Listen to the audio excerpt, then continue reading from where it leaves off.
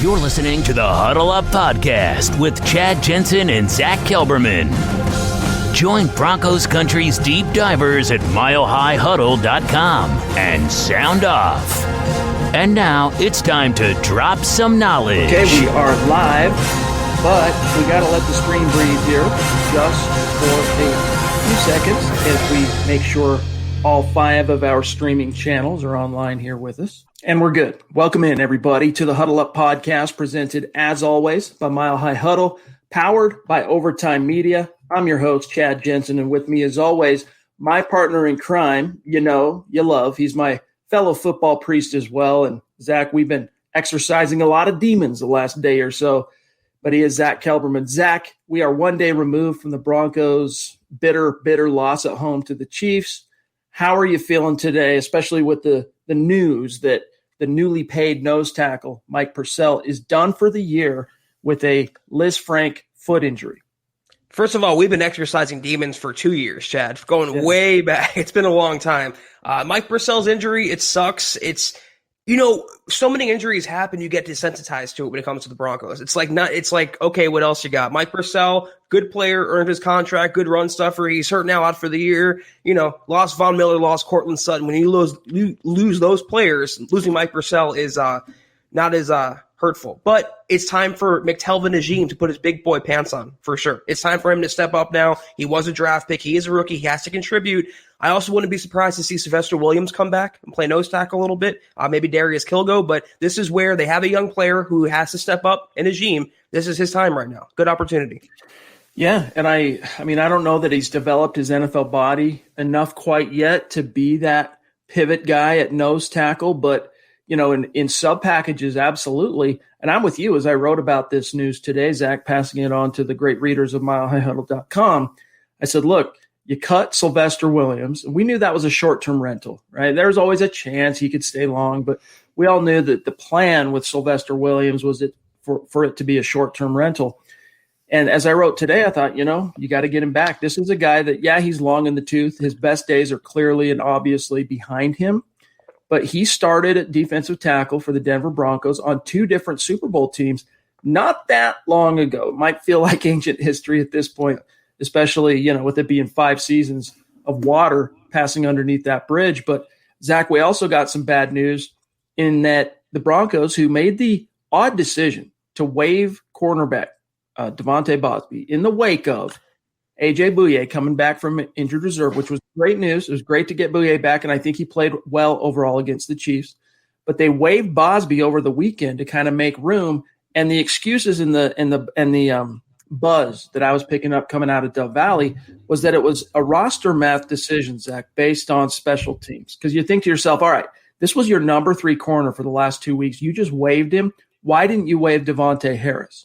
Or even Asang Bassi, for that matter. Why was it Bosby of all people? And the storyline was, well, you know, he's not a special teams guy, and we need bigger bodies at special teams. And then the Broncos go and allow an 102-yard kick return against the Chiefs, and you go, yep, that strategy was an epic fail. And then he gets claimed today, does Bosby, by Vance Joseph's Arizona Cardinals off waivers. So kiss him goodbye.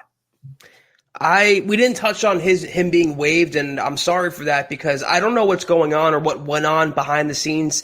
It had to have been something he was doing glaringly wrong that we weren't privy to because his play on the field always matched that of a starting caliber cornerback. But let's see. Let's recap the offseason Bosby had in Denver. They did not tender him. They re-signed him for pennies cheaper. They cut him from the 53, put him on the practice squad, finally call him back up. He plays 4 games and then gets waived before the Broncos play the Kansas City Chiefs. And yet they keep players like Duke Dawson, Devontae Harris. They keep lesser corners on the roster, even though Bosby in stretches last year was the Broncos' best cornerback.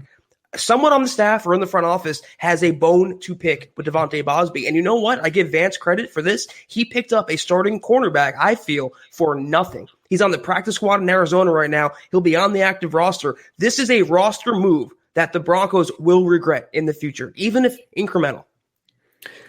I just don't understand it. I mean, I've heard some theories from people I've talked to close to the situation, and it's not even, like inside info. It's straight up theories because everyone's about as mystified as we are when it comes to the whole Bosby situation and how he kind of flamed out with Vic Fangio and company.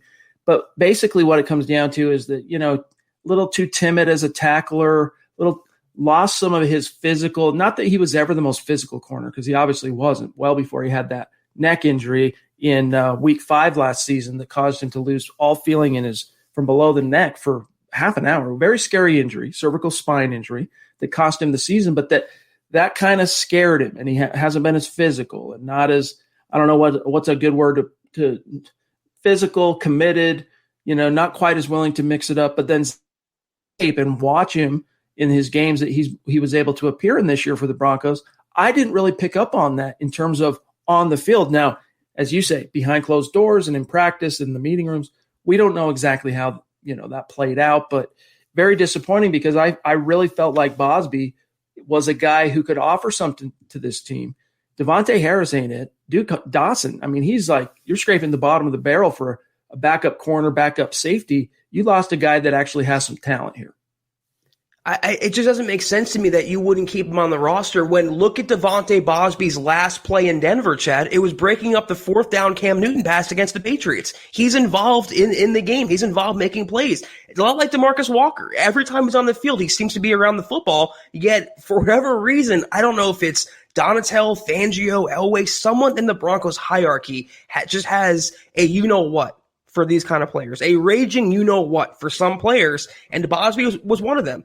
I'm usually not crying over spilled milk, a player going to another team or getting poached midseason. This is one guy. It'd be like the Broncos losing Tim Patrick, that I would hate this, if only because he makes your team better when he's on the field. He's a good player who always showed well in Denver, and I don't understand the way they treated him this offseason. Guys, there is a lot to get to today as we sift through the aftermath of the Broncos' 4th loss of the season, 43-16 to the Kansas City Chiefs, and of course, the 10th straight loss to the Chiefs.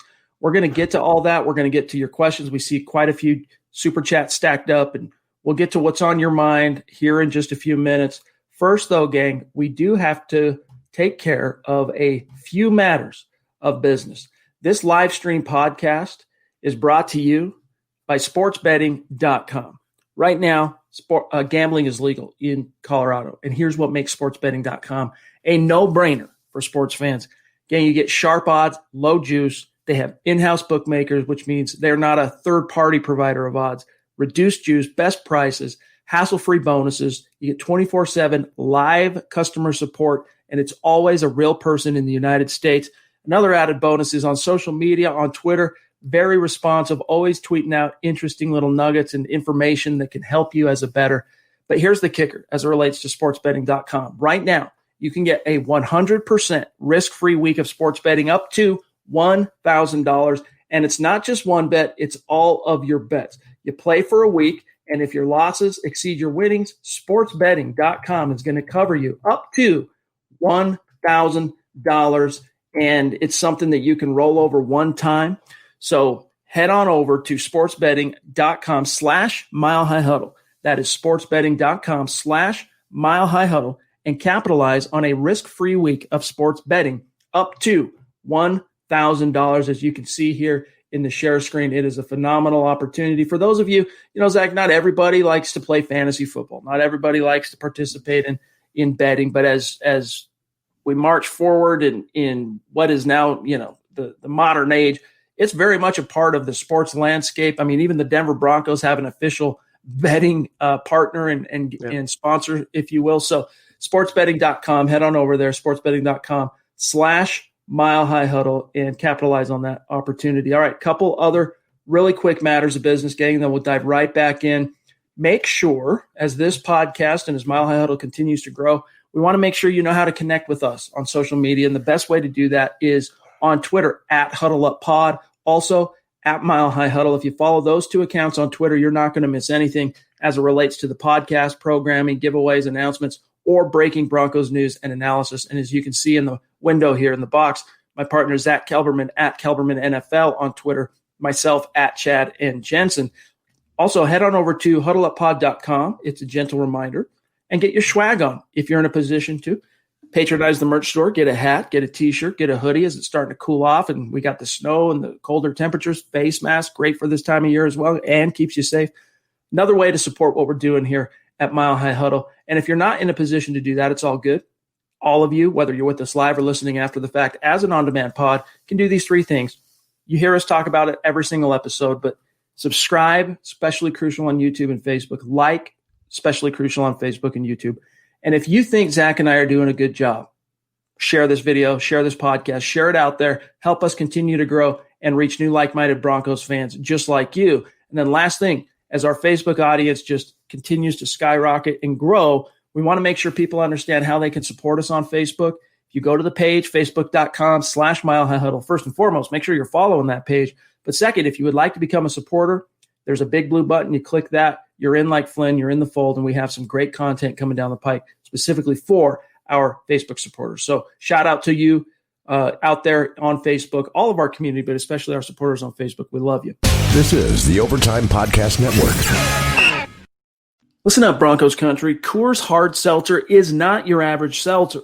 Rooted in Coors' long history of sustainability, their brand was inspired by a generation that wants to do good in the world, that has a mission to restore America's rivers. Never before has it been so easy to make an impact and make a difference and do good in the world. Coors Hard Seltzer is launching the world's easiest volunteer program. Whatever you're doing, simply by cracking open a can of Coors Hard Seltzer, you're volunteering. Our waterways, guys, they are at risk. 80% of America's rivers are drying up, and through a partnership with Change the Course, Coors Hard Seltzer is helping to protect and restore America's rivers. Each 12-pack of Coors Hard Seltzer restores 500 gallons of fresh water to U.S. rivers. Wrap your brain around that. And the communities that depend on them. It's so important. The results? 1 billion, that's with a B, gang, gallons of water restored to 16 river basins across the U.S., including the Colorado River. And that's just year one. And here's what's great about Coors Hard Seltzer. 4 refreshing flavors, 1 cool cause. Enjoy naturally flavored black cherry, mango, lemon lime, and grapefruit. And the specs are in, gang. Coors Seltzer is 4.5% ABV and only 90 calories. Chad, I got to say, for last Sunday's slate of NFL games, I picked up a Coors Hard Seltzer and mango. Loved it. This week, I picked up a Coors Hard Seltzer and black cherry. Loved it even more. So, guys, whether you want to support the cause or like the flavors, you won't be disappointed with a Coors Hard Seltzer. Amen. So join the world's easiest volunteer program by simply drinking Coors Hard Seltzer. You can volunteer to restore America's rivers. You buy Coors Hard Seltzer, you help restore 500 gallons of water into America's rivers. It is that simple. Visit CoorsSeltzer.com to find Coors Seltzer near you. That's CoorsSeltzer.com. For every 12-pack sold through 8/31/2021, Coors will purchase services from Change the Course to restore 500 gallons of fresh river water. Details at CoorsSeltzer.com. Celebrate responsibly. Coors Brewing Company, Fort Worth, Texas. All right, Zach, as we dive into some of the storylines and pick up the pieces here on the Aftermath episode coming out of Week 7, let's start with this super chat from Tom L. Greco, north of the 49th parallel up there in Canada. Appreciate you, Tom. He says, when we beat Houston last year, Drew Lock's footwork wasn't great, but he played great. I think just let him be Drew and not put too much on his plate. Your thoughts? Thanks, guys. Your thoughts, guys. Thanks. Zach, and again, thank you, Tom. The big thing with Drew Lock that has spooked people right now is simply that he's looking more like the college version of Drew Lock, which was a clearly talented player that was just always up and down, with the exception of maybe his junior year. Anyone that turned on the tape, watched Drew Lock at Missouri, you could see the tools and the talent that this kid had. But the problem was in college, the consistency was always a problem. And the way he played in what was really the biggest game for the Broncos of the season, I wouldn't say, showing regressive tendencies with his footwork, the way he's reading the field, staring down receivers, playing fast and loose with the ball, accuracy issues. A lot of that ties to mechanics. A lot of that ties to discipline. Not doing a good job, Zach, of pre-snap protection calls and just kind of reading what the defense is doing pre-snap. I think that's the biggest thing that has fans so spooked about Drew. Yeah, I actually got a question on Twitter today. Someone said, I need to know why Locke has regressed this season. And just to kind of paraphrase what I wrote back in response, I think it's premature to say Locke has regressed. He made rookie mistakes yesterday because he technically, when you look at it, he is a rookie. It's his 9th career starts. And if he was a traditional rookie, he would have had all 16 games. He's played in 9 games in his career. He came back from injury a few weeks ago, played in the snow against the reigning world champs. And the other factors at play, it's not just Locke alone in this disaster. There's also Pat Shurmur to blame. There's injuries, poor situational coaching and play calling, an offensive line that's constantly in flux, injuries, and new moving parts, and also a lack of training camp in a preseason. This is a young quarterback. Every young quarterback goes through his struggles. And I'll say the same thing I did yesterday. He was not good. He needs to be a lot better. I'm not making excuses. I'm not being an apologist. It's not going to cut it as a potential franchise quarterback. But you have to look at all the factors. It's not one or the other. There's multiple things at play here. He is not getting the coaching he needs and the development he needs from his coaching staff. And the Broncos brought in a supposed quarterback whisperer. Why isn't that quarterback whisperer and that guru helping Locke's footwork, helping Locke's reads? Why are the fundamentals of quarterbacking still a problem for Drew Lock when they brought in a new coaching staff specifically to fix those issues? You know, I think fans wouldn't be having such a hard time with this if it hadn't come against the Chiefs. And the flip side to that coin is I don't think Drew Lock melts down the way he melted down on Sunday if it was against any other team but the Chiefs. As I've talked about, and some fans hate me bringing this up, but you know, there is some kind of a mental obstacle there, some kind of an emotional monkey on Drew Lock's back when it comes to the Kansas City Chiefs. And obviously, we know the Chiefs are a big monkey on the Broncos' back as an organization, but for Drew Lock, that is compounded by his personal history and ties. And, you know, the Freudian slip that comes out last week when he meets with the media on Wednesday, he brings up the whole hometown thing. He brings up the Chiefs and the fanhood and the family and being Darth Vader and all that. There's still something there. And so because his worst game as a pro, I think it's fair to say, was week 7 against the Chiefs. Because it came against the Chiefs, and for other reasons too that we'll get into here today, I'm just not going to – for those who are jumping off the cliff and jumping so far to conclusions that they careening off the cliff, knock yourself out. We're not going to go there with you. It's too early. And, guys, so many of you, I mean, you've been fans long enough to know how one game does not decide or make the career of any player, let alone a quarterback. And Drew Lock stood up at the podium after the game last night, Zach, and he said, look, I can be better. I will be better. And, I mean, that's me paraphrasing him, but I just think it's way too early to jump to conclusions. And this week, you know, it's another measuring stick. And you could argue that it's an even more meaningful litmus test, week 8, with Justin Herbert, whom Broncos fans, you know, they got a little QB envy going right now with regard to Justin Herbert. And it's been going on now for a better part of a month. Lock's going to go head-to-head with Herbert, 2 quarterbacks that were tied to John Elway over that 2-year window in which Herbert kind of flirted with, am I going to come out? Now I'm going to stay for my senior year. Elway was known to have an interest in Herbert. Elway was known to have an interest in Lock. Didn't work out for Herbert to even have a shot at landing in Denver. It's going to be really interesting to see how these 2 quarterbacks play head-to-head, and if Lock can really bounce back from what was definitely his worst game as a pro. And, Zach, the only thing I'll say is, the silver lining here is with how bad he was in week 7, we're not excusing how bad he was. It was unacceptable. It was not good. There's only one way to go, and that's up. I think also the fan piling on has to do with his previous game. If those catches were made and those touchdown balls were not dropped, he would have had 300-plus yards and 3 touchdowns. And if he still had yesterday's stat line as it was, it wouldn't have been so stinging, I think, to the fan base. But you're coming off a game where he didn't throw a touchdown. Then he was, you know, he ran for a touchdown yesterday. It's just kind of too nondescript, and a lot of Broncos fans who were jumping off the cliff. And like you said, Chad, we're not going to be there underneath with a rope or some sort of landing spot for you. If you want to jump off the cliff, you want to give up on Drew Lock, that's your prerogative. We're not going to be the safety blanket for you guys. But it's so premature, and every young quarterback goes through these struggles. And if he would throw for 300 and had 3 touchdowns, you wouldn't have seen these people leaving the bandwagon. It's way too early. Even he said himself, he will be better. And I think if he wants to be motivated, he will show Broncos country because he sees it out there and hears it out there, all the Herbert comparisons. And you talk about, Chad, this Darth Vader, you know, the Jedi, Buzz Lightyear. He's a young 20-something first-time starting quarterback in the NFL. He's a young kid.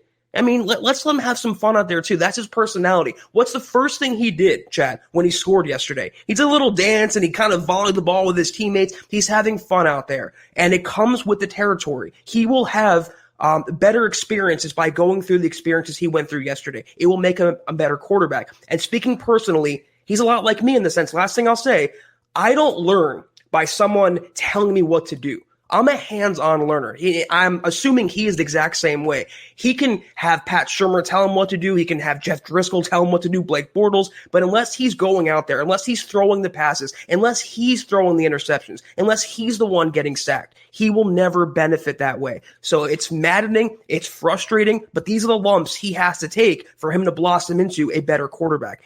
All it takes is patience. And there are ways the Broncos can help him.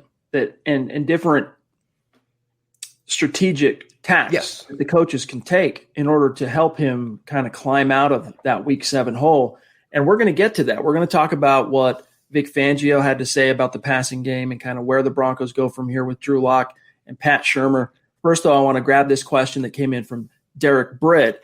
His question as it relates to the defensive line, Mike Purcell, he says, with Mike Purcell out for the rest of the season, would you consider trading for Quinnen Williams, and moving on from Jarrell Casey in offseason? So first off, Derek, thank you for the question and for reaching out. As it relates to your answer, though, I went on record last week before Mike Purcell got hurt with the Lisfranc and said I would be all about investigating Quinnen Williams if the price tag is a second-round pick. If it's anything more than that, it would really depend. But Zach, Jarrell Casey, gone. I don't know, man. I don't see he wasn't playing well before he got hurt, and granted, it was an extremely small sample size. It was Week 1 and Week 2, and he was hurt basically through that game, Week 2. I'm not sure if I had to make the decision now. I'm probably moving on from Jarrell Casey, but I want to see how he heals up from this injury. I think he's a goner either way. He really wasn't impressing. He didn't flash at all. It's not like he had a few sacks and didn't do much after that. He had literally no quarterback hits, no sacks, no nothing. And he's a $12 million salary cap hit for next season. If you acquire Quinnen Williams, though, you're taking on his rookie contract.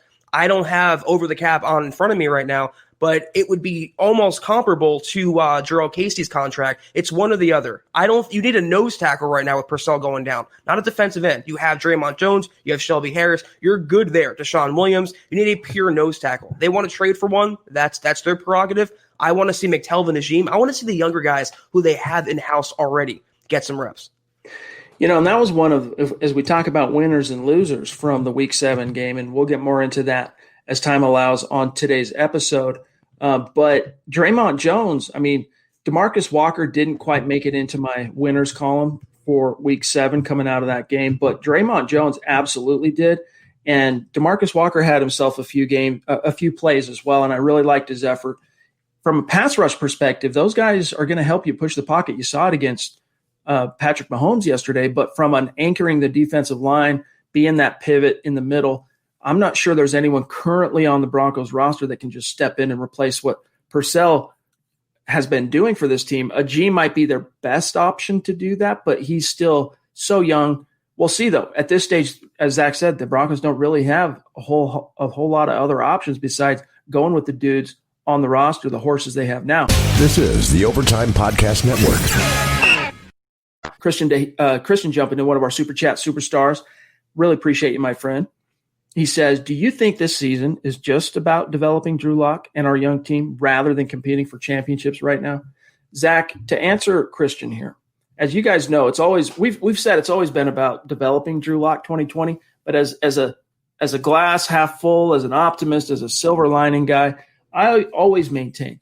And to this day, as I was coming out of the Patriots game, in fact, beating the Patriots on the road, I said, look, all things are possible when you have your quarterback.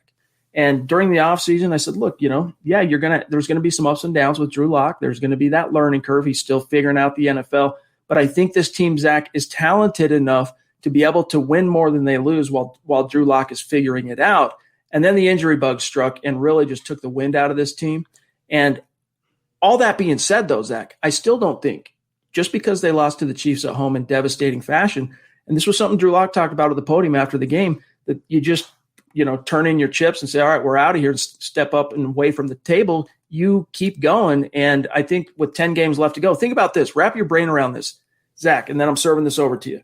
There are more games left to be played in this season than Drew Lock has started as a pro. So you're going to get a lot more of a sample size and an evaluation and a feel on Drew Lock. That's a really good point. You froze for a second. Sorry about that. I think looking at the Broncos' moves they made this offseason, looking at it realistically, I think they expected to be playoff contenders. I don't know about title contenders. I think they were deluding themselves if they thought that. But based on the Jurrell Casey trade, the A.J. Boye trade, drafting Jerry Jeudy and K.J. Hamler back-to-back in rounds 1 and 2, the Broncos were in a win-now mode, but having one eye down the road, one eye on the future, because the most important thing, and we've been saying this for a while now, it'd be great if they make the playoffs. It'd be great if they have a winning season. That's good for their own confidence and good for their own relevancy in the NFL, the Broncos, but they have to know one way or the other if Drew Lock can be the guy. They didn't think these injuries were going to happen. They couldn't predict this wild, unique offseason was going to happen the way it did, but they knew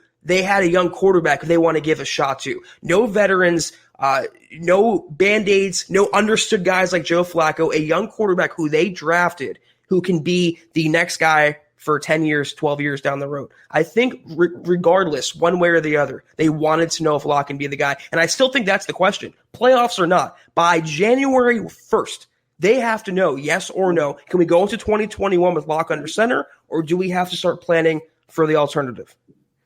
See, even that, I'm not quite ready to go to that point, because in the offseason, I'm saying, look, this is a guy that, basically, unless Drew Lock produces 10 games in the remaining season that were akin to the Week 7 performance, meltdown after meltdown, regression after regression, I still maintain that, look, you committed to Lock, you invested around Lock, give him his rookie contract. I'm not ready to jump off this kid quite yet.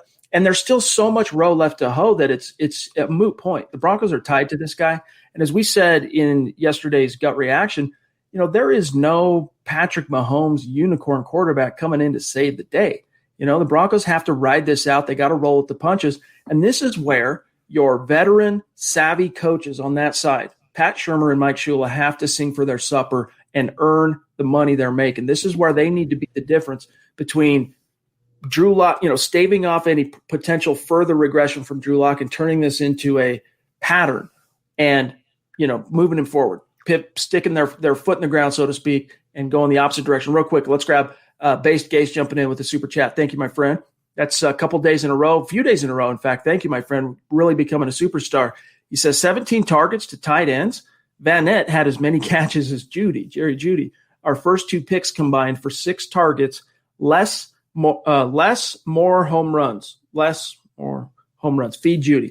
Yeah, that is a fair point, Based Gase, for what it's worth. Jerry Jeudy, look, I marveled in a way. I gave some props, I should say, is a better way of putting it, to Pat Shurmur for figuring out a way to utilize the tight ends. 17 targets. Albert O, 7 targets, caught all 7 of them, led the Broncos in receiving in only his second game as a pro. But Zach, lost in the shuffle was Jerry Jeudy, who was basically ignored in the passing game. Because like the question posited, it's always go routes. It's always routes down the field, 20, 30 yards down the field, nothing underneath. And I said this on the halftime pod. I said it last week. I said it yesterday. You have to get the ball in his hands and let him go to work with his footwork and his speed. Let him do the rest. Underneath, high percentage passes to Jerry Jeudy and everyone. But that's, Chad, we can argue about it. That's the coaching. That's the play calling. That's the situational management I'm talking about. It's not putting your quarterback in a rhythm. It's not getting your young rookie receiver, your first-round pick, who's had some confidence issues, more confidence. That is on coaching. And no amount of familiarity or comfortability issues can solve that. That is all on Pat Shurmur. Mundungus, the Broncos wizard, jumping in. Thank you for the support, my friend, a bona fide superstar. He says, I still believe Locke can be a good QB, but we have to stop making excuses for his bad play. The coaches aren't helping, but it's not all on them. And it's not all on them. Of course, it's not all on them. And that's the thing is, you guys got to understand, if you're looking for a podcast or, any kind of production that just is going to crucify Drew Lock, chew him up, spit him out, and say, suck for or tank for Trevor, whatever. That's not this podcast. Okay. It's not rational. I'm sorry. I don't mean to be overly critical to you guys that feel that way, but you're jumping the gun. That doesn't excuse Drew Lock's bad play. And as we said yesterday, and we're saying it again today, he was bad. It was not good. It was his worst game as a pro, and he knows he has to be better than that. But at this stage, as a young quarterback now entering, Zach, his 10th start as a pro, this is where the organization really needs to rally around him, from the coaches to the players, and give him the support, the direction that he needs. Let me just ask, this is kind of rhetorical, but what is an excuse that I'm making? I've stared in the camera 4 times now and said he played bad yesterday. It's indefensible. It's unjustifiable. It has to be better. But what's an excuse? His 9th career start, that's a fact. Him missing Cortland Sutton, that's a fact. Him playing in the snow, that's a fact. Him having poor coaching, that's a fact. They're not excuses. You might differ with me, you might differ with Chad, but these are facts. These are not theories. These are not opinions. These are not bias. These are objective facts and the truth, Chad. You know, there's something that the football gods have some kind of, and I'll be honest with you, I don't know exactly what that message is. But the fact that Drew Lock had never played in the snow before entering the NFL, and his only 2 snow games now are against the juggernaut Chiefs, right? The world champions, and last year the future world champions, this year the defending world champions. B, against that, that whole emotional thing of it being his old team. There's just something weird about that. And it's not an excuse for Drew Lock, but it all combines to be a factor. The bottom line, to Mundungus' point on that, is that Drew Lock is a pro now, and he has to be able to overcome those type of weird little outlier situations and be that consistent force that can, bridge the gap. He's got to be that guy instead of reverting back to some of the old bad habits from Mizzou. Let's grab Mike Evans jumping in here. Bonafide superstar. Love you, my friend. He says, do you think Vic Fangio should play a bigger role in influencing our offensive game plan? I do think he should. And that's a good segue here, Zach, to something he talked about today. I want to get your thoughts on this. Fangio was asked what Drew Lock and the passing offense has to do to improve moving forward. And here's what he said, quote, I think as a team, we just need to fix our entire passing game. We just haven't thrown it very efficiently the last 2 weeks.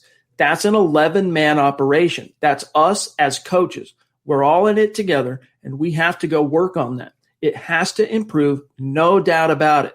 As the quarterback, he's the main focus, as always. But I think we all need to keep in mind that this is an 11-man operation, and us as coaches are involved too. We have to make improvements there. There's no 2 ways about that, close quote. Zach, from a schematic perspective, there are so many things the Broncos can do. Let me put it this way. There's so many things the Broncos can do to kind of grease the wheels and make things a little easier for Drew Lock when it comes to the game plan, the actual scheme itself, and really hammer home to him. This is the biggest takeaway from week 7, if you're Drew Lock and I'm those coaches, is footwork and taking what the defense gives you. It doesn't always have to be the home run. And if Drew Lock can honor and be more disciplined to his technical foundation, and he can just not be greedy and just be patient and take what the defense gives him, the passing offense is going to grow by leaps and bounds and get you into the end zone or the red zone. When you get to the red zone, that's where another foible that they're going to have to overcome when it comes to this passing game is, they've really struggled in the red zone as a team so far this season, but the coaches can do more and they can do better, to Fangio's point, to improve this passing attack. All those words, and Fangio said nothing. He was like a politician. He didn't answer the question at all. He ducked around it saying we have to get better and fix the passing game. Okay, let's do the magic wand on the passing game and eureka, it's fixed. No, he has to get involved, but I'm worried he doesn't have that capacity. It seems like he's up to his head in the head coaching aspects of the job, running the defense, the offense, and the specials. His defense is his baby. It will always be his baby, but it's on the head. This is what I was talking about yesterday when Bradley Chubb went off on his teammates on the bench. That should be the job of the head coach. Defensive-minded, offensive-minded, whatever. He is the head coach of the entire operation. It's on him to get on his players. I want to see more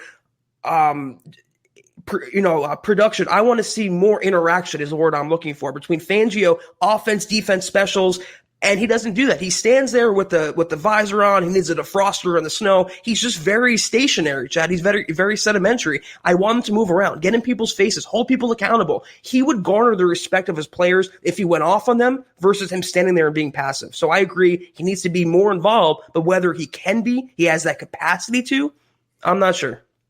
More crossers, more high-low, simplify it a little bit for Drew Lock, let him get his confidence back, throw some slants for crying out loud. I know that the one they threw on Sunday ended up being a pick because it was slightly behind KJ Hamler, but that's a pass that he needs to catch 100 times out of 100, pops up, gets picked out by Tyrann Mathieu.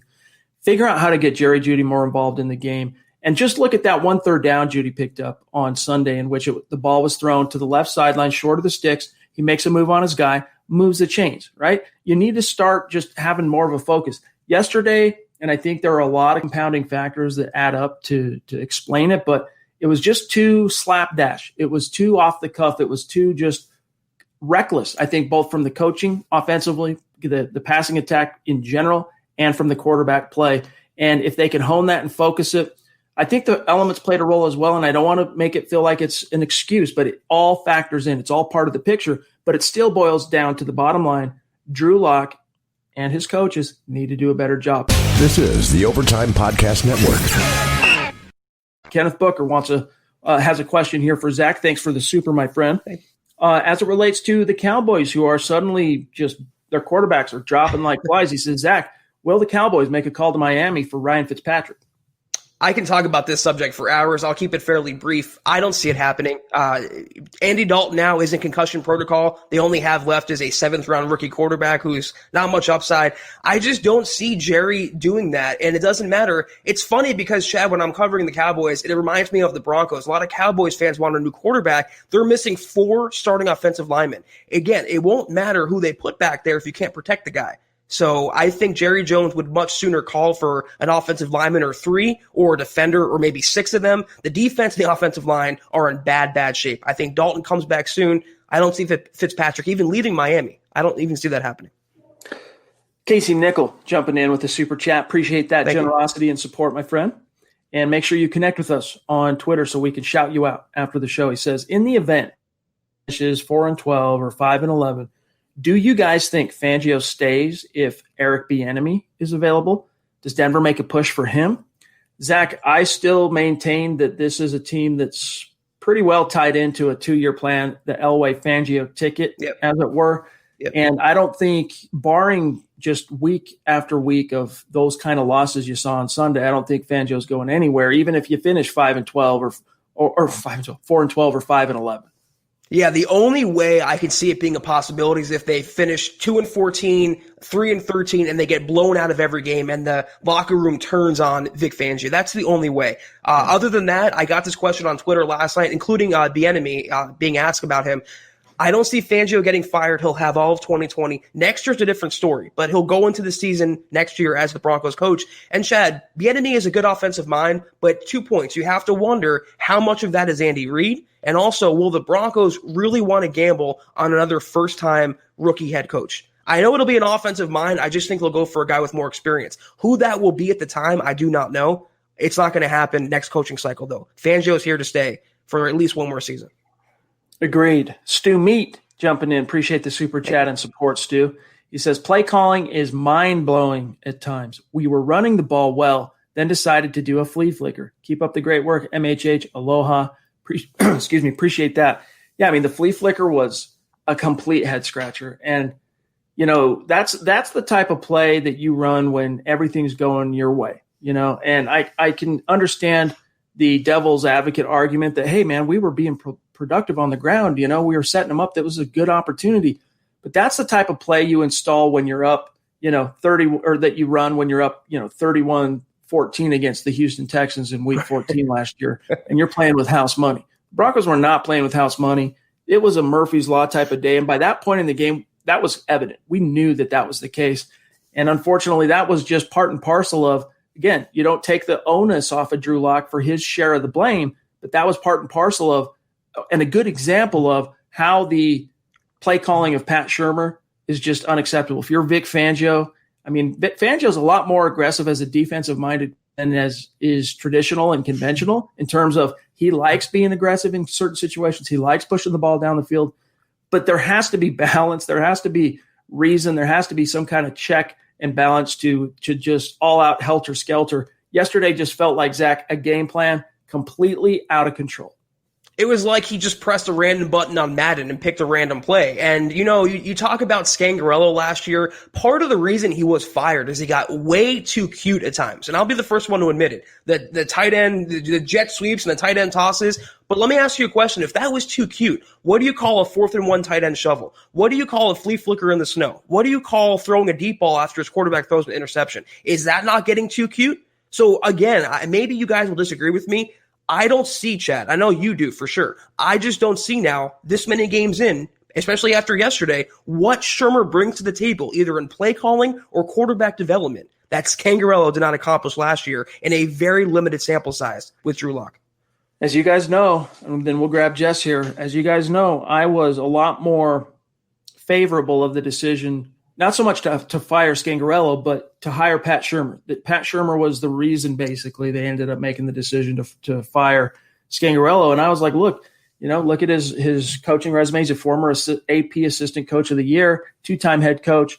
He's got a track record working with quarterbacks. He's got a track record of getting more out of the talent that he has. So far, it's looked like a big mistake moving on from Skangs, because I think, and this wasn't necessarily something we missed on this show in terms of its importance. We talked often, for those of you who've been with us listening for a long time, for everything Skangs might have kind of left on the table as a play caller, as he was kind of learning as a first-time play caller or first-year play caller, he more than made up for through his teaching wherewithal, his teaching acumen. He did great connecting with Drew Lock, and I think Scangarello deserves a lot of the credit for how quickly Lock developed from that third preseason game last year where he injured his thumb to when fans got to see him again in week 13. He looked like an entirely different quarterback. And then, of course, went 4-1 as a rookie. Skangs deserved a lot of credit for that in terms of being the teacher and the mentor and the guide, kind of the guiding hand for Drew Lock. And that might be, Zach, something that, speaking for myself, I might have underappreciated in terms of its importance going into 2020. Well, let me say this. Scangarello was not without fault. He was very green last year, and I think he got a raw deal from Denver, but I could see why the Broncos were impulsively wanting to move on. But let me just say this. If we're comparing Scangarello, who was a first-time, a rookie coordinator, to Pat Shurmur, who has been around the block as a head coach twice now, been a coordinator for many, many years in different stops, if we're comparing them and the answer isn't obviously Pat Shurmur's better, that's a problem. He needs to be no doubt better than Scangarello, and to this point, it's looking like Scangarello was even better than Pat Shurmur was. That's the problem. Yeah. Jess jumping in. Appreciate you, my friend, on Super Chat. He says, on to the next game, Denver. Let's go, champ. Amen. It's time to turn the page and move on, because you got another litmus test coming. You got Justin Herbert and the Chargers, who have a little momentum now, getting his first win as a pro. And, it's AFC West. We're going to be talking a lot more about the game, obviously. Let's grab Ren99 as well, jumping in. Thank you, Ren. Thank you. All the Drew Lock haters need to either stop or find a new team. There's no need for the hating of a quarterback we drafted in the second round and only played 9 games. I agree that the panic and the overreaction has been, Zach and I, we love what we do. We love getting on here with you guys every single night. But when we hopped off last night's gut reaction, it was raw emotion. That's what the gut reactions are supposed to be. They're supposed to be, off the cuff, hard hitting, raw, close to the bone, the whole 9 yards. But we kind of felt bruised and battered coming out of that one. And we're not saying that like take pity on us. Like, it was rough going. Like it was, fans are close to the brink. And that was yesterday. I think a lot of people kind of bounced back and, they've gotten some perspective and they're sharing that same perspective as Jess is, turn the page. But there's been way too much knee jerk and especially way too many hot takes and, absolutism as it relates to Drew Lock. This is the fickle nature, though. Now some Broncos fans are clamoring that the Broncos should have drafted Josh Allen in 2018. When he was coming out, those same fans were comparing him to Paxton Lynch, calling him Lynch 2.0. The same fans who dump on Lock when he plays poorly are the same ones who become his hype man and hype men when he plays well. And Ren, you make a lot of solid points. You bring logic to the table, but logic has no place for the internet, for social media. People will always be outraged. You will never change some fans' mind who always want the next best thing. They're hanging on that monkey bar and always trying to get to the next one. They're never satisfied with where they are or where they're going at that pace. Zeus McPeak jumping in from the top rope. Love you, my friend. Bonafide superstar. MHH, Mount Rushmore. First face etched up there. Really appreciate you, my friend. He says, what is up with special teams? Must be the worst in the NFL each week. 2 words. I mean, I don't know each week, but it's just, man, in a game where, the offense was shooting itself in the foot and the defense was, the little Dutch boy with their finger in the dike trying to keep this thing from exploding. Then special teams gives up a 102-yard kick return for a score. That's just happened too often since Tom McMahon has arrived as the special teams coordinator. And Zach, you say, well, it's football. Sometimes they get paid too, the other team, and sometimes they're gonna have a day or have a nice play, and there are outliers, but it's happened too much. And Tom McMahon, I mean, I don't know what the rationale is inside Dove Valley, but at this point, you got to believe, Zach, that his cachet has run into the negative with the coaching. Very much so. And what just dawned on me is what the Broncos did with Brock Olivo, they did with Scangarello. They fired a young first-time coordinator and hired a veteran who's supposed to be better, and they were worse or lateral moves in both cases. Tom McMahon, under his watch, the Broncos have gotten worse. McMahon has gotten worse since he's been around. He's had a good season this year, but he's regressed to it in a sense. The punting has been terrible, as most Broncos fans know. They can't cover kicks. They can't cover punts. They don't do anything overly well. There's 2 words to answer that question, and it's Tom McMahon. I said it all last season. I said it all this offseason. He should have been fired when Scangarello was fired. I hope this offseason is finally the time he gets his pink slip. He's a bad coordinator. And what's crazy about McMahon is he didn't have that reputation when he was hired, but he just has not been good in Denver. David Bingaman jumping in with a question or a point here, actually, for both Zach and I. He says, Troy Evan, talking about Bosby, said it was his special teams and freelancing, I assume, on defense. He wasn't covering or abandoning scheme assignments, exposing other secondary players. He did get lucky a few times. And then David says, it's just what I heard. And, yeah, I mean, I've heard that, too, that obviously there was something about special teams and he wasn't a contributor on special teams or enough of a solid contributor that the likes of Devontae Harris and the likes of, Sing Bassey and Duke Dawson, ended up sticking around and they moved on from Bosby. But I still think it was a bad decision because he has talent. He's a good fit for the scheme. And I don't recall, I'm trying to think, and guys, if some of you might be screaming at your phones right now, but I'm trying to think over the last 3 or 4 games leading up to week 7 when Bosby was actually involved in playing that third corner role, I'm trying to think of glaring, obvious plays in which he was a factor for, a big gash play or, nothing's coming to mind. And if I'm misremembering or can't bring it to mind, correct me.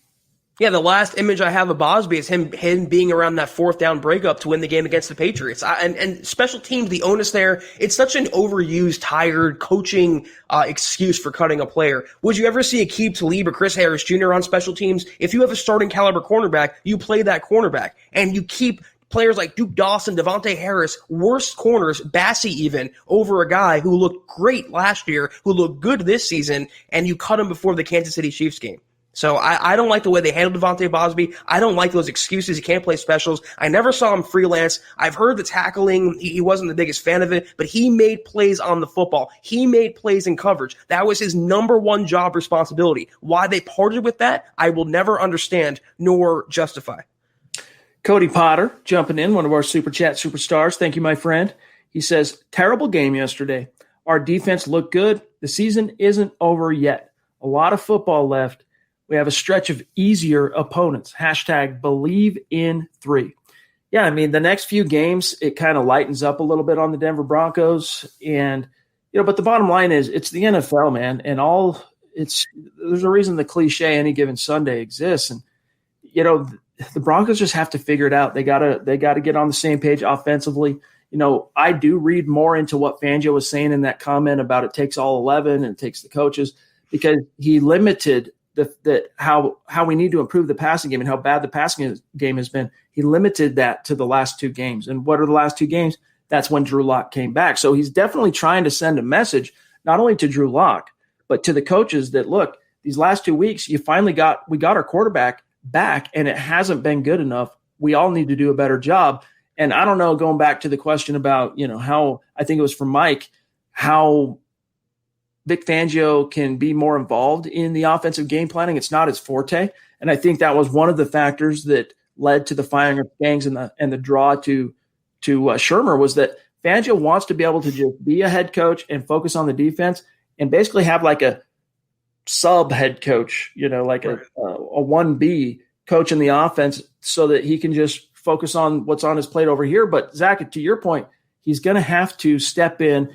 And even if it's not from an X's and O's perspective, it has to be from a philosophical, from a priority perspective, and say, look, let's boil this down. Let's simplify this.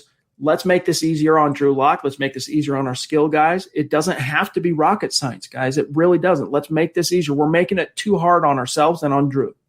Well, look at Gary Kubiak. He was an offensive mind. He had Wade Phillips running the defense, but how often do we see Kubiak mix it up with the defensive players, getting in there and being a head coach for the entire team? And it harkens back to what the question I posed a few pods ago. How much did Fangio really want this job? How much did Fangio either want to be a head coach or maybe deserve to be a head coach, a guy who was a coordinator for his entire career and was passed up multiple times before finally getting his chance?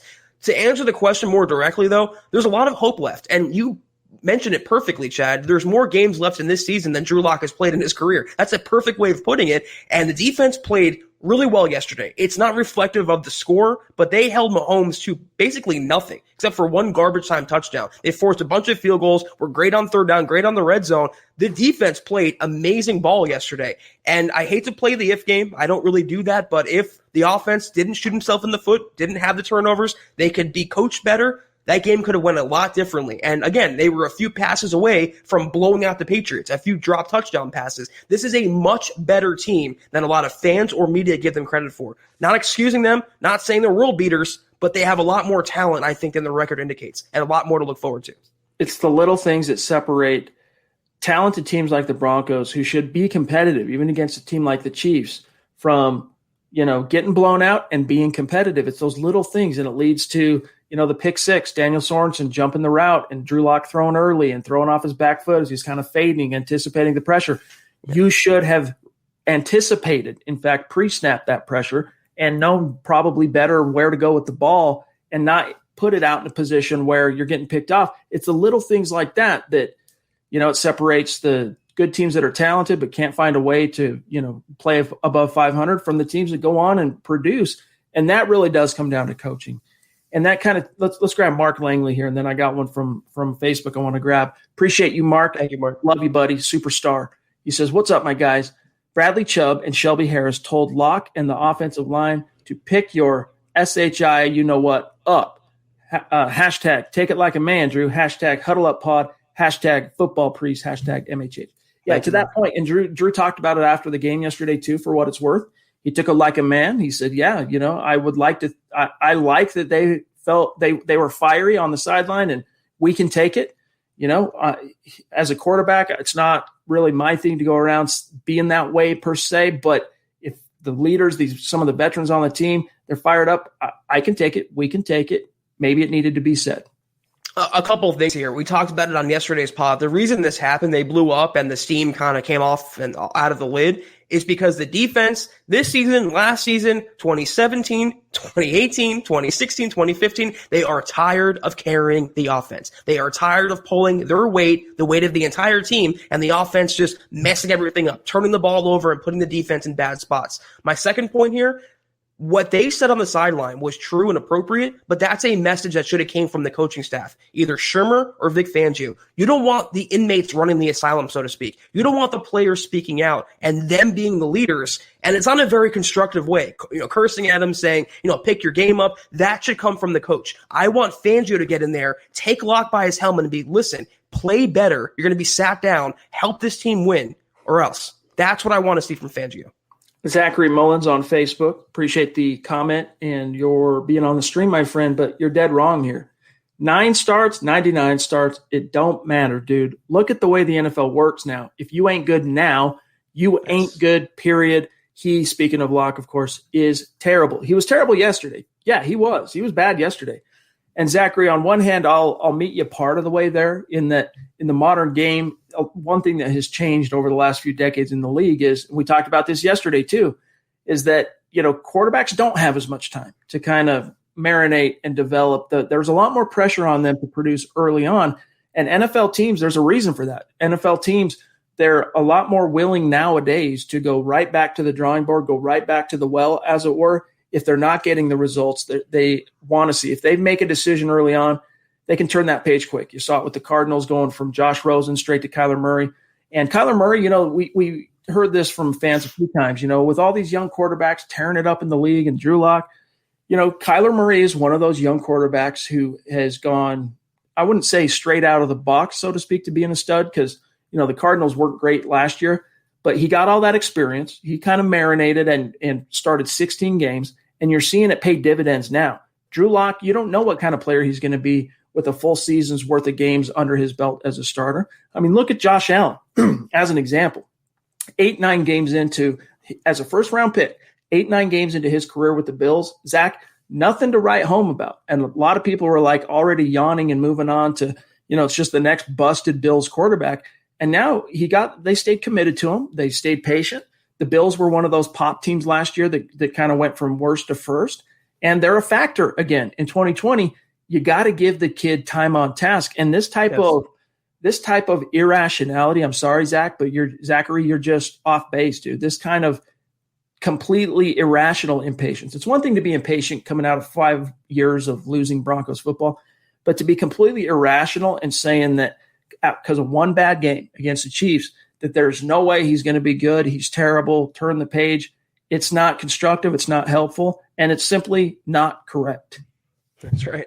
You mentioned Kyler Murray. You mentioned Josh Allen. Let me throw two other names out there. Matt Stafford, his first 8 starts were terrible. Fans were wanting to dump on him. He turned out to be a pretty good, if underrated, quarterback. Also, Lamar Jackson. I keep bringing it up, but it's the truth. In his first year, he could barely throw the football. They had him run a bunch. That was his thing. In his second year, he won MVP because he blossomed as a passer. He got the opportunity. But also, what's the one thing Lamar Jackson, Kyler Murray, Josh Allen all have in common? Good coaching, good development. They're all in good hands. Can you say the same thing about Drew Lock? Can you compare Cliff Kingsbury or Greg Roman to Pat Shurmur? They're completely different classes right now. But to Chad's point, which I agree with, it's not just coaching, it's giving Lock the opportunity. Kyler Murray started 16 games last year. He wasn't anything like he is now. He really wasn't. He was okay, he was decent, but now he's playing like almost an MVP. That comes with not just coaching, but time and opportunity. Lock only got 5 games last year. Kyler Murray got 16. 16. That's triple what Drew Lock got. Give him an opportunity, and by the end of the year, guys, if he starts every game from here on out, and he's looking like he did against the Kansas City Chiefs, Chad and I will be the first ones to come on here and say, listen, we might have to eat a little crow on him. He might not be what the Broncos thought he was going to be, but even then, that's still premature to say. He needs at least a full starting season, but give him at least more than 9 career starts. It's beyond knee-jerk, Chad. It's every joint and muscle and tendon in your body jerk, not just knee-jerk. And this brings up Christy, the queen of MHH, jumping in. Thank you. Brings up a good point, and I'm glad she did. She says, last season I saw Lock progress. I don't know if it is the QB coaching or just lack of practice. What do you guys think? Guys, it's disquieting to see Drew Lock play in a way that was regressive, right? He reverted back to kind of habits from college that really got him into a lot of trouble at different points. And were probably a lot of the reasons why there's so many NFL teams in the first round, including the Broncos, didn't want to take him in the first round. However, to say that Drew Lock has not shown any progress, to say that Drew Lock has not moved the needle at all since arriving as the number 42 overall pick in 2019 is categorically wrong. Because as Christy points out here, we did see Drew Lock progress last year. The quarterback Drew Lock was when he left the field with an injured thumb in game 3 of the preseason, compared to the guy he was when he stepped on the field in week 13 against the Chargers, night and day. And, he credited his development in large part to all the mental reps and how much time and commitment he put into, going through each practice twice a day with the VR and watching every practice in person and then going through the VR and really just trying to pour what he couldn't do physically because he was hurt into the mental aspect, and and Fangio talked about it too, that helped catapult him so far down the path, as it were. And Zach, we saw monumental progress from Drew Lock, and it was never perfect last year. Even the game against Houston where, they dominated him out of the drop, and Drew Lock set some records in his first career road start, went over 300 yards, 3 passing touchdowns. That was an incomplete performance because he kind of fizzled in the second half of that game. Yeah. But it doesn't mean there haven't been not just signs, but clear and evident progress. Where fans are 100% justified to feel alarmed is the Broncos decided to make a fateful decision in changing the coordinator and changing the quarterback's coach on Drew Lock going into his second year with the expectation that it was going to catapult him forward, that it was going to be the linchpin to him, taking that quantum leap forward in year 2. And so far, Zach, that has not come out in the wash. He doesn't look at like the same composed, poised, still learning as he goes. But last year he was poised, composed, playmaker. This year, the last 5 quarters, I'll say, of this season, he just hasn't seemed to be as sharp. No, not at all. And I agree with Christy. Last season, I did see progress. I mean, his first preseason game, he came out of that saying he didn't know how to run a huddle. He didn't know how to break down plays. He went in front of a mirror, Chad. Remember that? And started reciting plays to himself. That's growth for a quarterback. That's a very raw quarterback going on to win 4 games out of 5 opportunities. And it's not just one thing, though, Christy. It's not just his play. It's not just coaching. It's not just the offseason. It's all those factors. I'm not saying you do it, but so many of Broncos country wants to tie it one thing or the other. It has to be black or white. When, like in life, most things are gray. And this situation is very gray. There's many factors at play as to why Locke didn't regress this year, but he didn't progress either. And it starts with coaching. It's on him. It's on the opponents, the Broncos. Look at the defense and the teams the Broncos have faced out of the gates, Chad. You talk about murderer's row of teams, except for the Jets. Those are all playoff contenders. That's not an easy situation. It's not an excuse. It's just a fact. So a lot of things go into it. It's not just one thing. It's a domino effect. When one falls, they all come tumbling down. And this is a great point here by Bison M. And as we get close to the 1 hour point, Zach, we got to kind of rapid fire and through our remaining super chats and make sure we don't miss anybody here. But Bison says Russell Wilson had a 38.7 passer rating and a loss to San Fran in his 7th start. Does he suck? And Zach, let me tell you this too, and then I'm serving this over. You can look at the track record or the game logs of the John Elways of the world, the Peyton Mannings of the world. Go back and look at their first 2 seasons in the league. You're going to see a few really bad box score production, just similar to what you saw from Drew Lock yesterday. And if at any point the fans in that time had a say on what the coaches should do, neither one of those quarterbacks would have gone on to become the Hall of Famers that they were. Now, that's not me directly comparing Drew Lock to Peyton Manning or directly comparing him to John Elway or even to, as Bison says here, to Russell Wilson.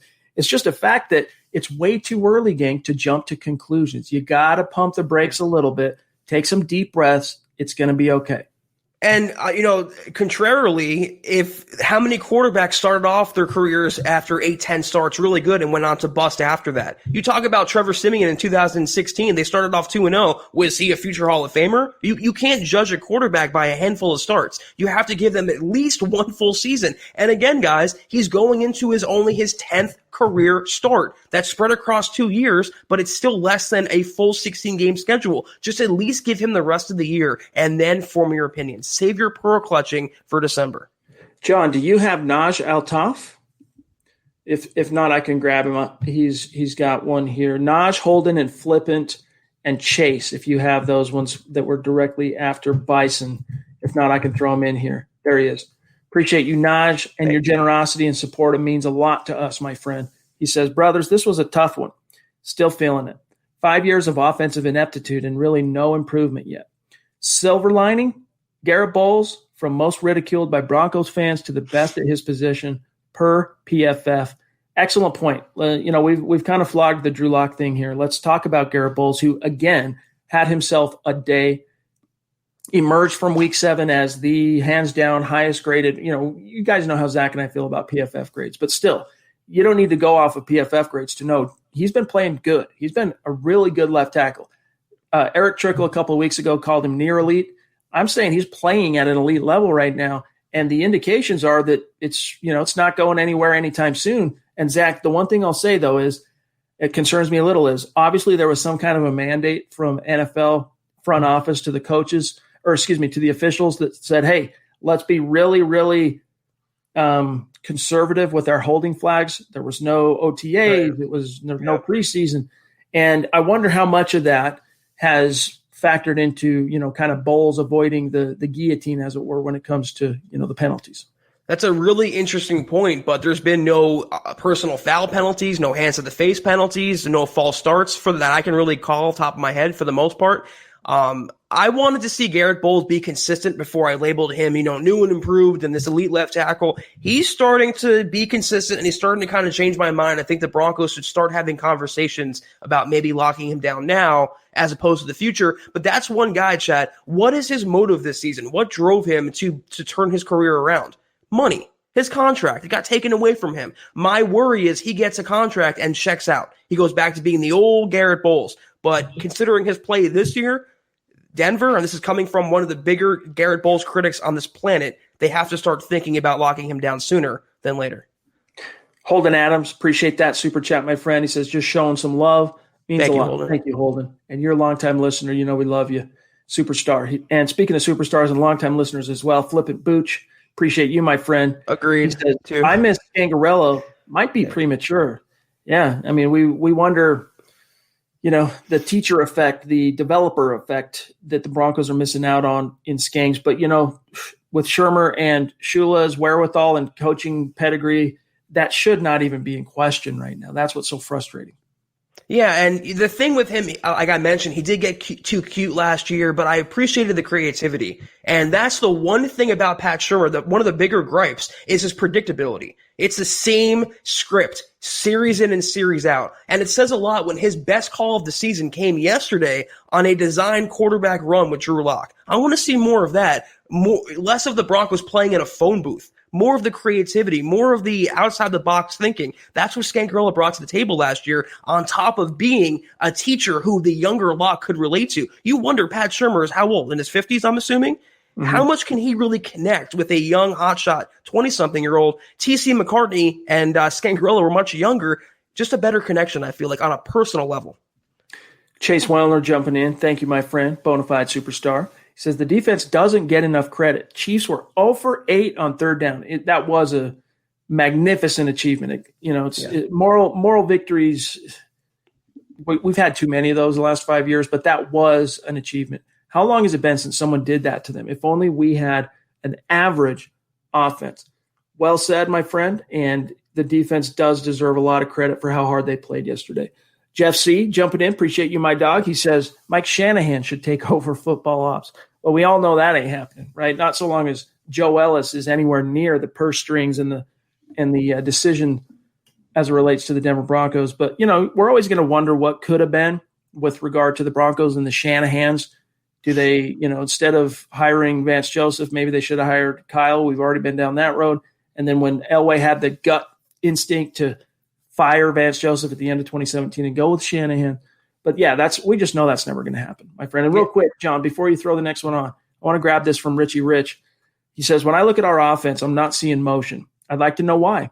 In addition, and maybe it's just me, I saw Brett, even on his one play, adjust protections and move a guy. Does Drew do that?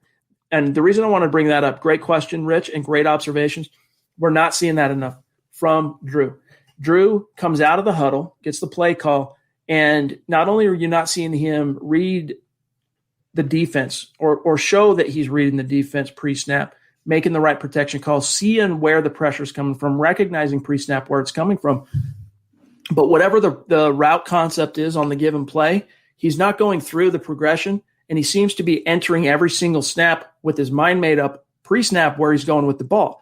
Now, you should have a priority on every single route concept, right? That's why they call it a hot route. That's why when the coordinator calls it in, you know where you should be looking first, your first read, your hot route, et cetera.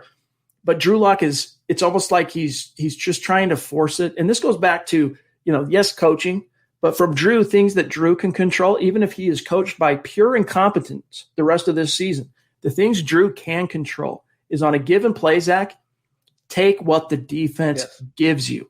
All right, if you see two safeties over the top, you know what? Probably not a good idea to throw it vertical. All right, look for underneath, look for the seam. If you see one single high safety, all right, now that's when you go, all right, let me see how the corners are playing my boundary receivers, and maybe this is where I'm going to take my shot if my guy can win. otherwise, Zach, he's just got to take what the defense is giving him. And part of that, I think, is him doing a better job pre-snap to recognize what the defense is doing. I agree with everything you said. I don't know who needs to hear this, though, but Brett Rippon wouldn't have won that game. Blake Bortles wouldn't have won that game. Jeff Driscoll wouldn't have won that game. That was a coaching failure on the part of Pat Shurmur to dial up the plays that he dialed up. Doesn't exonerate Locke. Once again, I'm saying it for the 100th time. Chad brought out the great points. He has to learn to take things underneath. His footwork, getting rid of the football, those are all mistakes that fall on Locke. But it really wouldn't have mattered what quarterback on the Broncos roster you would have played yesterday. The result would have been the same. Justin Jarvis jumping in. And again, guys, we got to kind of rapid fire through these remaining supers. Appreciate you, JJ. Thank you. He says, Troy Aikman, Steve Young, Warren Moon, Dan Fouts, Bart Starr, Vinny Testaverde, Archie Manning. 3 quarterbacks that went 3-12 or worse to start their careers. 1, 2, 3, 4, 5, 6, 7. 7 quarterbacks that went 3-12 is, I think, what Justin's saying here. To start their careers, learn from history, or you're doomed to repeat it. Well, I'm not sure exactly what he's trying to say there, actually, with that final sentence there, Zach. But you're better at interpretation than I. I think he means, and correct me if I'm wrong, Justin, that you have to give quarterbacks time. You can't judge them based on their early career records. So I agree with the comment and the sentiment. Give Locke time, and you never know what he can blossom into. J-Fig, Vids jumping in again. Appreciate you, J-Fig. Locke looked better under Skangs last year. He did. He looked last year, and this goes back to what Christy brought up. We did see progress from Drew Lock. And by the time you did see him enter the lineup as the starter late in the season, he played with a lot more composure and poise and awareness, and even his pocket feel was way better. And I don't think he was any farther along the path in terms of reading the defense and even pre-snap recognition with pressure and, protections and all that. But just from I'm not going to press, even against the Chiefs in that first snow game, week 15 last year, nowhere near the skitterish pressing, just fish out of water version of Drew Lock that we saw in week 7. So it is alarming, Zach, that we've seen that this year, and we haven't seen that same kind of level of poise. But then again, week 1 against Tennessee, I think he played well enough to win that game.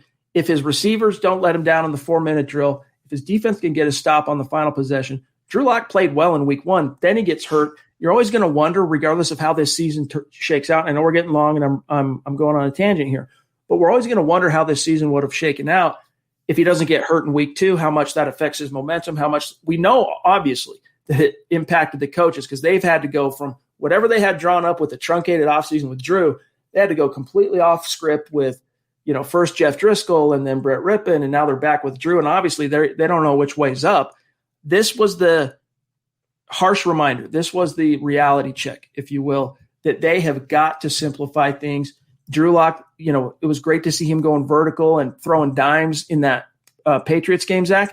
But the coaches really need to say, look, we got to dial this back. We got to play within what Drew does best. We got to play within what our players do best around us and really give him the best chance to succeed. And it can be done. It really can.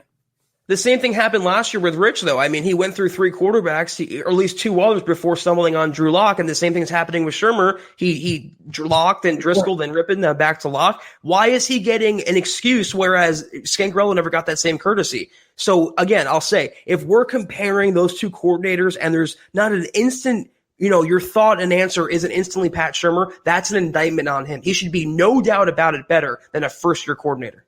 Fair point there. Base Gase, again, thank you, my friend.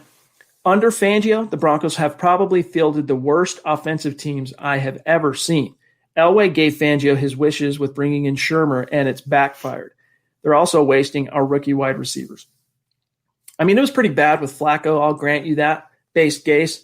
I'm not sure it was all that much worse than the 2017 offense that the Broncos had under Vance Joseph in his first year. 2018 was about as fair to middling and average, just below average offense with Case Keenum. Thank God you had Phillip Lindsay that year to provide some spark. But the point on wasting the rookie wide receivers is not lost on us. It's great to say, hey, look, we've got the tight end horses to really, distribute the ball and make some plays here. But you got to figure out how to get Jerry Jeudy involved specifically and KJ Hamler where you can. Yeah, and it's nice to say we have the number 15 overall pick on our offense. It's nice to say we have Jerry Jeudy, but if the ball's not in his hands, then what's the point? It's like having a Ferrari and never driving it. Get him some confidence, slants, crossers, something underneath, in routes. It's the most basic, fundamental, elementary football plays they should run with Jerry Jeudy. Not everything has to be down the field, and yet that's exactly why it falls on coaching as well. Pat Shurmur is not just failing Drew Lock, he's failing the entire offense, including the rookie receivers. All right, one or two more, and then we got to dip out. From Gary Mahal jumping in. Thank you, Gary. Thank you, Appreciate Gary. you. He says, long-time listener, first time catching y'all live. Well, thank you, Gary. We really do appreciate the support, my friend, and thank you for being that long-time dedicated listener. It means a lot to us. He says, keep up the good work. We will get back on track this week against the Chargers. Go Broncos. And Zach, as we go on to the next super here, and then we'll dip on out of here, how important does Week 8 against the Chargers and Justin Herbert become with the context and complexion of that Week 7 loss? Well, important in the sense of playoffs or Lock's development or fan morale. I mean, different situations have different outcomes. I think for the fan base, at the very least, even if the Broncos lose this game, which I think they'll win, I think they'll beat the Chargers, even if they lose, they want to see Lock go toe-to-toe with Justin Herbert. A lot of Broncos fans now want him like they want Josh Allen. I think it would quell a lot of the uncertainty in the Broncos fan base if Lock looked comparable or better, preferably, than Justin Herbert. I think the Broncos win this game, though, and any victory, winning cures all. It's not just a victory. It's not just a victory. It's not just a cliche. It's really the truth. You get a victory, and it can start a whole chain reaction of confidence and team development. I just hope for Drew Lock. Here's my biggest concern right now. Aside from, I've already told you what I hope I can see, what I hope to see him improve in terms of, his mechanics and the pre-snap stuff and decision making. But what I worry is that Drew Lock lets what happened in Week 7 snowball. That's my biggest fear, because you've seen it happen over the years with really talented quarterbacks, allowing things to get out of control when that thundercloud just, it just doesn't leave over their head, right? It just follows them around wherever they go. But I honestly think Drew Lock is savvy enough and has enough between the ears, mettle, METTLE, and enough football character and the swag to shrug it off and move on. And especially if he gets the right tutelage and direction from his coaches right now, this is the clutch key moment. This is the watershed moment. This is where you got to turn the ship around. And if Shurmur and Shula can do that and really help Drew Lock bounce back from this, I'm with Zach. I think the Chargers are obviously a very beatable team. This is a young franchise rebuilding with a newly drafted quarterback. They got plenty of foibles, all right? And with how well this defense is playing, if Drew Lock can come out and just play solid, composed football, this team's can win at home. Eddie Vasquez against the Chargers jumping in. Thanks, my friend. He says, sorry I missed most of it. Love y'all. We love you too, Eddie. And it's better late than never, my dog. And I'm sure you will go in and listen to what you missed.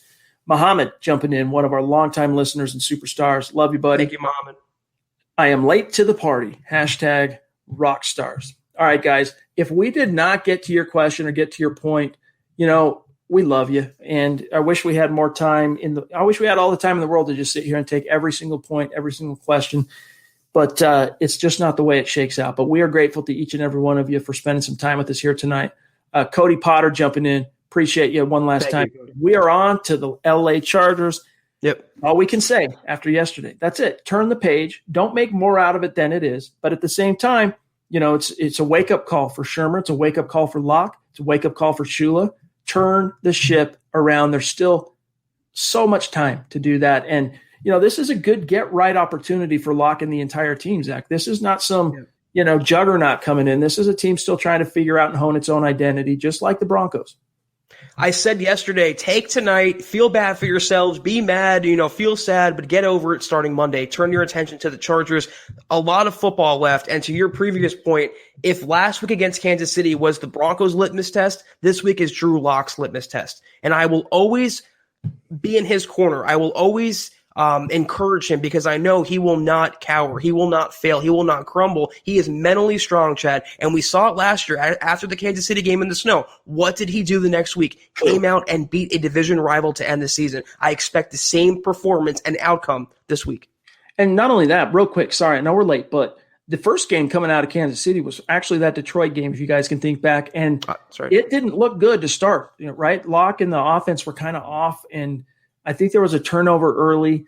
but he bounced back pretty quick, I think, starting in the second quarter. And by the time that game was over, I mean, the Broncos won it handily. And, of course, it was the Lions, and they were a hapless product at that point. But it was good to see Drew Lock, weather the storm. And then, as Zach said, come back week 17, beat a division rival.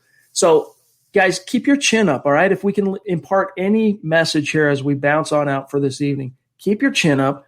Don't jump to conclusions. Even if you're worried about Drew Lock, let the season play out.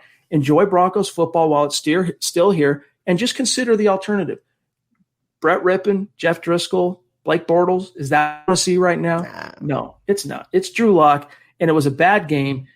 Put it behind you. Exercise those demons, and let's move on. All right, guys, follow the podcast on Twitter, @HuddleUpPod, also @MileHighHuddle. And whatever you do, follow my partner on Twitter, Zack Kelberman, @Kelberman NFL, as you can see here on screen, and myself, @Chad and Jensen. Shout out to our producer, John Cronenberg, @JohnKMHH on Twitter. You're going to want to follow him when you can as well. And we love you guys. Keep your chin up. Mile high salute to the Super Chat superstars and Facebook supporters. We love you guys. And again, thank you to each and every one of you for spending some time with us here tonight. We're off tomorrow, but we'll be back in the saddle Wednesday, 6 p.m. Mountain, 8 p.m. Eastern. Don't miss Building the Broncos, though. Tomorrow night, same time, 6 p.m. Mountain, 8 p.m. Eastern. For Zack Kelberman, Zach, have a great start to your week, my friend. Yes, sir. You as well. I'm Chad Jensen. We'll see you guys. Zach and I will see you Wednesday night. You've been listening to the Huddle Up Podcast. Join Broncos Country's deep divers at milehighhuddle.com to keep the conversation going.